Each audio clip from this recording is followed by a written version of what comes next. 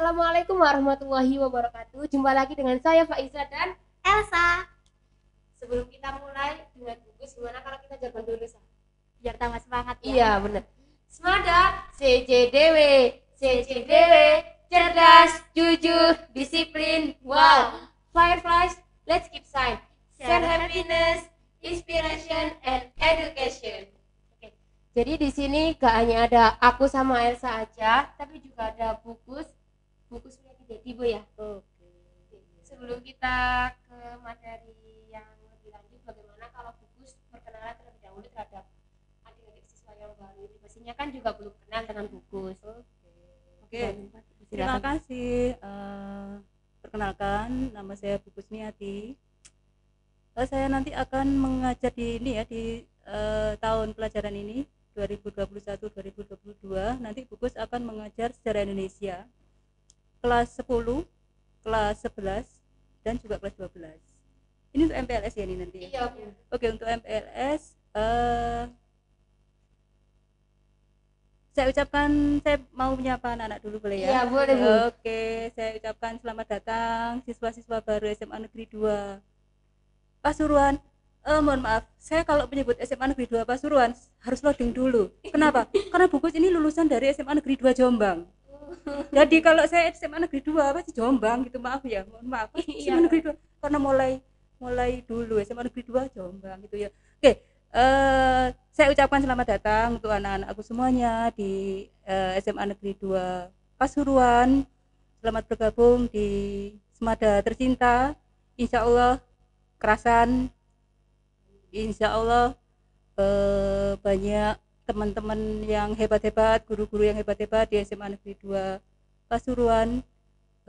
Semoga kedepannya nanti kalian bisa menempuh pendidikan ini selama di SMA Negeri 2 Pasuruan dengan baik, dengan lancar gitu aja. Selamat datang. Saya ucapkan selamat datang untuk anak-anakku sekalian, anak siswa-siswa baru. Oke. Terima kasih buat saudaranya untuk adik-adik kelas yang baru. Berikutnya ini kita akan bertanya-tanya mengenai untukmu Indonesia, Bu. Mengenai untukmu Indonesia, pasti berhubungan langsung dengan kesadaran berbangsa dan bernegara kan, Bu ya? Untuk menurut Bukus, kesadaran berbangsa dan bernegara bagi setiap individu itu bagaimana? Individu bagi, kalau saya langsung ke kesadaran berbangsa dan bernegara untuk anak-anak saya, iya. kalian ya, Iya, saya langsung saya ke situ aja. Iya. Jadi gini, Bukus pengen cerita sedikit. Gini, dulu tahun 1000 pasti ya, guru sejarah itu dulu. Iya. Sebenarnya gibah orang-orang yang sudah nggak ada itu digibahin, mulai ke Narok, mulai Tunggal itu kita gibahin semuanya ya. Jadi memang itu spesialisasinya Bukus, memang menggibah orang-orang yang sudah tiada, itu memang spesialisasi saya, itu guru sejarah. Jadi ditemukan misalnya dulu tahun 1947 ya, ditemukan. Jadi gini, kemarin itu saya kira Bukus harus bikin video. Saya sebenarnya lebih suka bikin video daripada mantengin mukanya Bukus kok ojo-ojo bosen. Iya. Kok mukanya Bukus terus ya ada. Kemarin itu sudah saya bikin semacam ada slide, ada gambar gitu. Jadi akhirnya saya ceritakan aja gambarnya. Jadi ini ada bukti sejarah tahun 1947 ditemukan dua orang anak usia 14 tahun dan 17 tahun, namanya Ali dan Muhammad. Yang Ali itu 14 tahun, yang Muhammad itu 17 tahun, ditemukan oleh seorang marinir Belanda di Surabaya. Dia mencurigakan, gerak-geriknya mencurigakan, terus ditangkap. Setelah digeledah, apa yang dia bawa? Pisau, terus tombak, terus granat, terus ada sacarik kertas isinya doa-doa. Kira-kira sedang apa mereka? Mereka sedang membela negara, mereka sedang mempertahankan kedaulatan negaranya mereka dengan seusia segitu. Nah sekarang saya kontekskan dengan yang sekarang, nggak mungkin kalian seperti itu, diam-diam kalian bawa pisau, bawa granat, bawa doa-doa, mau ngapain gitu loh ya. Penjajahnya sudah tidak ada, terus ngapain Bu sekarang kita mau ngapain supaya kita ini saya ingin mempunyai kesadaran sebagai berbangsa, saya ingin mengabdi kepada bangsa. Apa yang dilakukan anak-anak seusia kalian? Kira-kira apa yang bisa dilakukan? Kan penjajahnya sudah tidak ada, mau ngapain lagi? Kalau tahun tahun-tahun 1947, 45, 46, 49, 48, 49 gitu ya, perjuangan anak-anak untuk mencintai bangsanya, kesadaran berbangsanya itu seperti itu. Kalau anak-anak usia kalian itu apa yang harus dilakukan? Jadi seperti yang saya katakan tadi, eh, sebenarnya memang setiap zaman, setiap masa itu tantangannya pasti beda.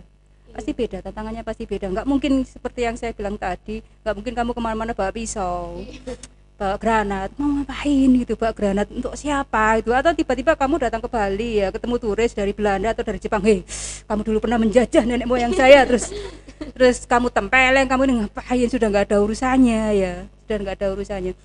Jadi untuk anak-anak seperti kalian, jadi sebenarnya kita sekolah ya, kita sekolah, kalian sekolah itu tidak hanya belajar akademis ya, sebenarnya di sekolah itu, makanya sebenarnya semoga aja pandemi ini segera berlalu ya, karena di dalam sekolah yang real, yang nyata, kalian itu tidak hanya belajar akademis, kalian itu belajar macam-macam di situ. Jadi misalnya apa yang bagaimana Bu, supaya saya bisa berbakti untuk bangsa saya, kesadaran saya untuk berbangsa bagaimana. Jadi ada keterampilan, namanya keterampilan abad 21. Keterampilan abad 21 pasti beda dengan awal-awal abad 20, pasti. Jadi keterampilan yang harus kalian miliki adalah keterampilan anak-anak abad 21. Ada yang tahu keterampilan apa? Keterampilan apa? Tidak ada yang tahu. Jadi ada keterampilan apa? Ada keterampilan kreatif. Ya, kalian tuh harus kreatif. Jadi generasi sekarang itu harus kreatif, harus bisa berkomunikasi, harus bisa berkolaborasi, dan iya, dan harus bisa kritis. Jadi itu kalau kalau kalian sudah memiliki jiwa itu, kadang-kadang kamu gini aja, kita tuh pada saat tertentu kita tuh, kita keluar dari namanya kondisi meta. Nanti coba di apa, coba direnungkan, kalau coba dipraktekkan ya, kalau mau tidur nanti ya, kalau mau tidur, tiduran rebahan, karena kan sekarang kita banyak rebahannya kan ya, daripada nggak rebahannya lebih banyak rebahannya. Jadi kalau pas rebahan nanti, dia mau tidur, ini namanya kondisi meta. Kondisi meta adalah kondisi kita keluar dari pribadi kita, bos, kita bisa melihat diri kita secara objektif. Iya. Biasanya anak sekarang kalau menyebutnya itu self talk gitu. Oh gitu, Iya. saya bilangnya, oh, kalau generasi tua itu kondisi meta, self talk, iya bener, self talk, oke. Iya. Jadi kita bisa lebih objektif, misalnya kita lihat, kita keluar, aku mau sedino ngapain aja ya, saya tadi sehari ngapain aja ya. Kalau kamu posisi seperti itu, kita bisa menyalahkan dirinya sendiri, oh iya, aku mau wayahe nggarap iki tak olor-olor. Ya, karena kondisi pandemi sekarang ini, kondisi pandemi yang sekarang ini, kita semua mengalami kesulitan, tidak hanya siswa, banyak sekali mengalami kesulitan. Kalau dibilang, makanya kadang-kadang di luar sana, kalau mau jujur, sebenarnya ngajar offline sama ngajar daring, PJJ enak mana? Enak ngajar offline, Iya, enak ngajar langsung, ya beneran. Dan saya juga tidak menutup mata bahwasanya tantangan kalian untuk belajar mandiri di rumah itu besar sekali. Tantangannya nggak macam-macam, nggak ada penjajah, nggak ada. Tantangannya itu apa? Tantangannya itu kondisi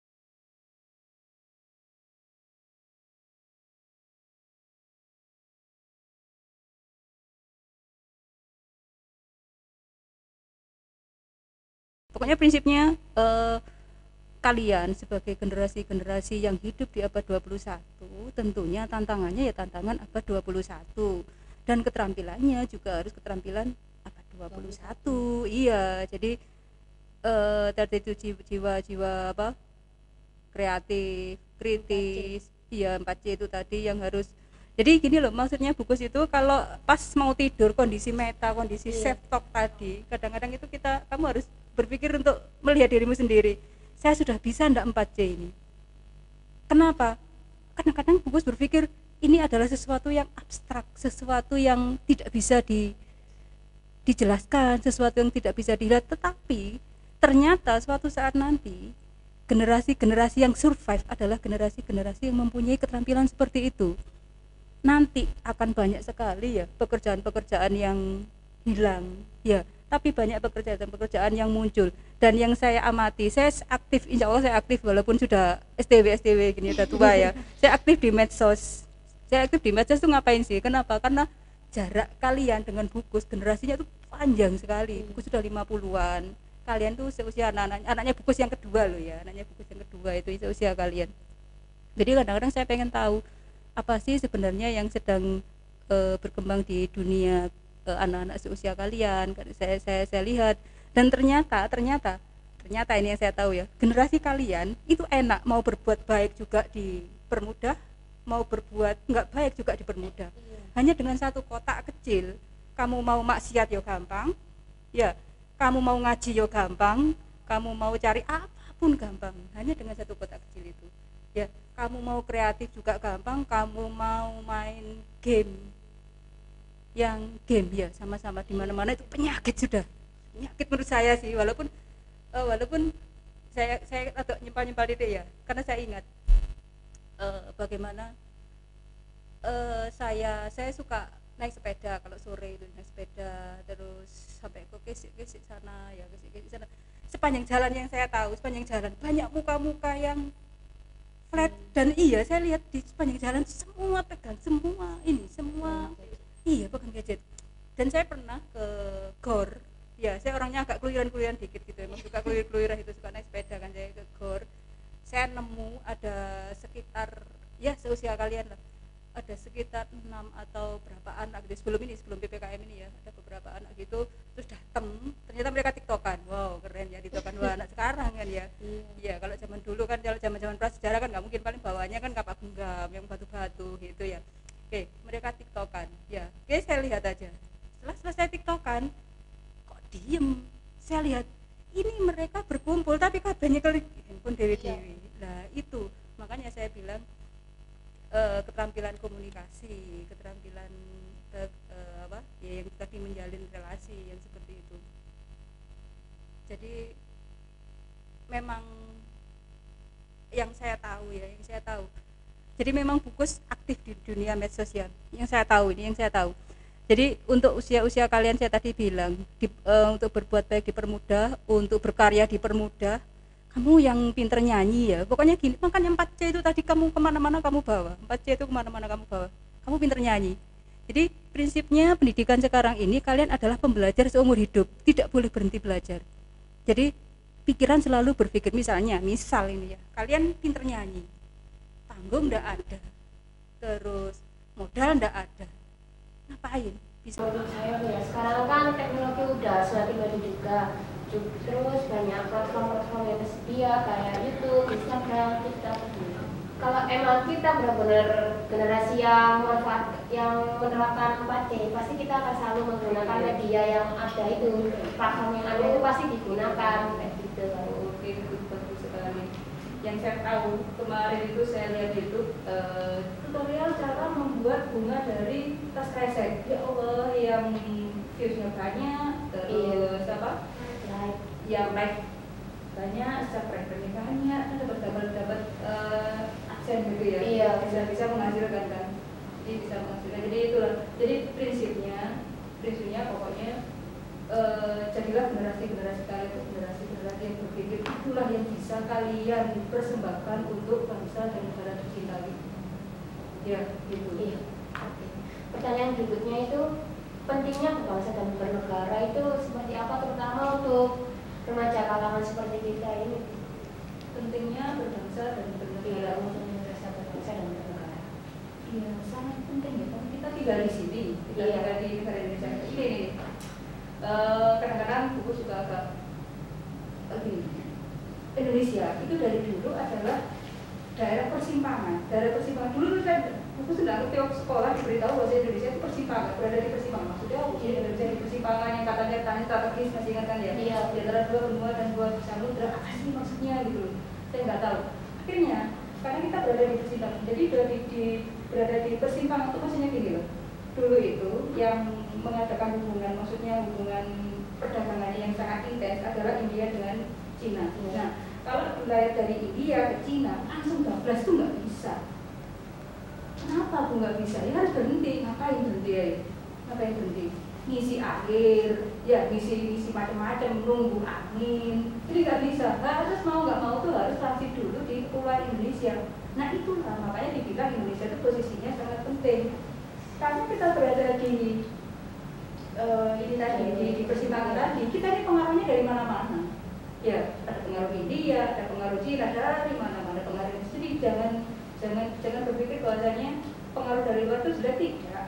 Ya, pengaruh dari luar itu ya kita saling kita tahu bahwasanya nenek moyang kita dulu dan sejak dulu juga mendapatkan pengaruh dari luar, tetapi bisa menyaring cocok dulu yang mana cocok yang mana, yang nggak cocok yang mana. Saya punya cerita. Kapan hari itu saya lihat, saya emang kalau nggak ngapain kan sekarang dulu juga banyak rebahan, nggak berani keluar juga, udah usia segini mau keluar takut kena covid ya. Iya. Akhirnya yang mantengin itu tadi medsos ya. Saya lihat ada di bandara sekelompok anak muda memakai baju khas Tibet, tahu nggak?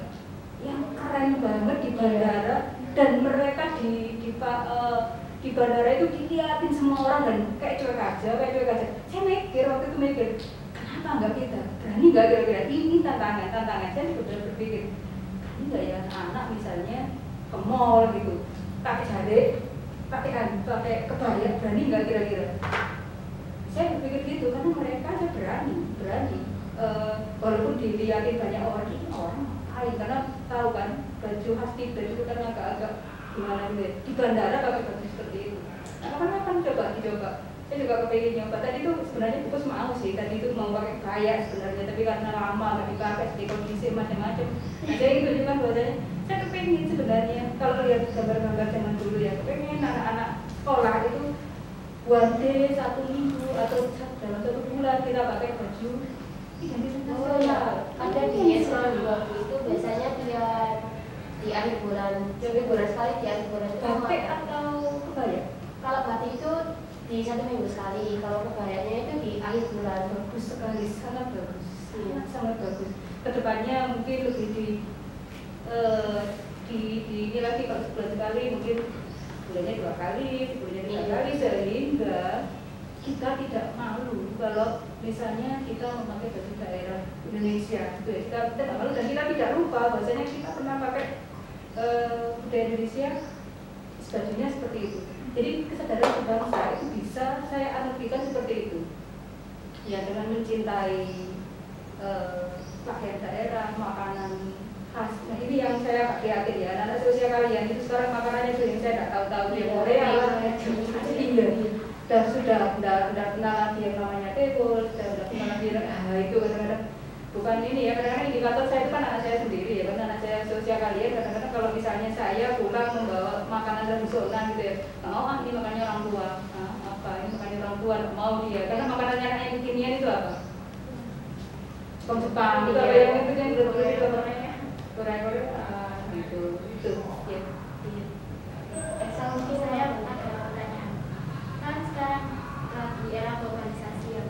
Seandainya terjadi kesadaran itu menurun drastis gitu, kesadaran bangsa itu menurun drastis pada era globalisasi seperti ini, itu bagaimana? Kayak seandainya terjadi kesadaran berbangsa dan bernegara itu menurun drastis. Mungkin maksudnya itu kayak apa implikasi yang didapatkan apabila kesadaran berbangsa dan bernegara di era saat ini itu menurun drastis. Iya, oke.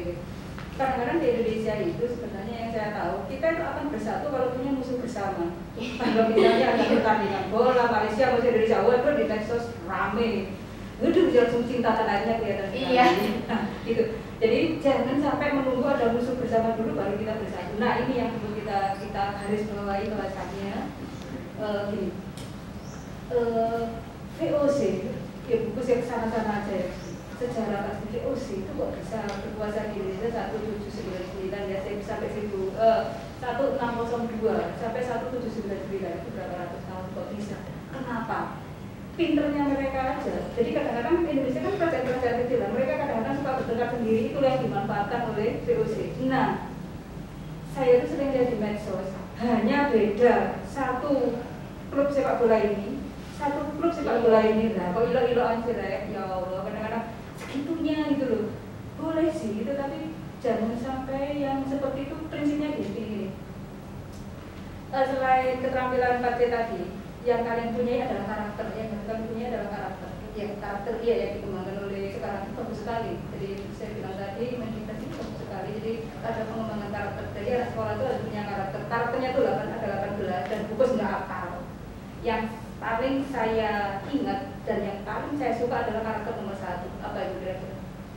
Ada yang tahu? Apa yang harus kalian punyai sebagai orang Indonesia, anak-anak Indonesia? Karakter apa nomor 1 yang harus kalian rasa memiliki? Itu termasuk include di dalam nomor 1. Nomor 1 apa? Oke, itu ada. Jadi cinta tanah air, cinta damai. Nomor 1 adalah religius. Nomor 1 religius, tanggung jawab. Itu patut cinta tanah air, cinta perdamaian. Itu ada 18 itu. Jadi kalau kita sudah karakter kita sudah masuk ke religius, kita tuh mikir gini, tips sederhana aja untuk anak semoga ini. Sehingga dengan seperti itu kita nggak akan kehilangan rasa rasa cinta tanah air kita. Kalau bangun tidur melek, langsung amalkan bismillahirrahmanirrahim. Saya bangun tidur. Semoga hari ini yang kerja bukan hanya malaikat yang ada di sini. Ngerti tidak maksud saya? Iya. Sini sama sini kan? Iya. Semoga hari ini yang bekerja dari melek moto. Hari ini kalau bisa yang bekerja yang sini jangan bekerja. Yang sini yang bekerja. Bangun tidur dibangunin ibunya, bangun. Aduh, aku saya udah nyatet sini. Ya. Sholat apa? Sholat subuh ya. Sini pokoknya itu hal yang sederhana yang bisa kalian lakukan adalah kesadaran itu tadi, self talk tadi ya. Saya baru mendapat ilmu baru nih, self talk itu tadi. Jadi dalam satu hari ini apa ya yang bisa yang saya lakukan ini lebih banyak condong dicatat oleh yang kiri atau lebih banyak condong yang kanan. Ya, apalagi di masa pandemi seperti ini kalian bebas, itu dalam arti gini loh, ada tugas atlet terapi otakku atau terapi otakku atau gini yang saya tahu. Makanya kalau karakter religius itu sudah masuk, semuanya akan masuk. Nah, ini yang saya tahu. Ada pertanyaan? Ya, ada pertanyaan dari dari Ismail ya, P. 5 pertanyaan dari mata pelajaran X. Di copy pertanyaannya di pastel mana? Google. Dari mana jawabannya? Itu yang menurut saya friendly ya. Tapi itu jawabannya di copy, langsung di copy pastel ke. Nah, itu misalnya kita start kita lakukan ini berapa salah ya? Kita lakukan ini kira-kira ditulis di kiri apa di kanan? Nah, seperti itu. Kalau sudah seperti itu, insya Allah kita ada kendalinya. Bahwasanya kita itu religius, kita itu diawasi oleh malaikat, diawasi oleh Allah. Ya mungkin itu dulu pertanyaan dari saya sama Elsa. Mohon maaf juga kalau kita ada yang kata yang kurang berkenan, yang menyinggung perasaannya mungkin. Terima kasih banyak kepada adik-adik semua. Terima kasih juga. Mohon maaf apabila kita mempunyai kesalahan, namanya juga manusia, tidak pernah dari salah. Sekian dari kami. Wassalamualaikum warahmatullahi wabarakatuh.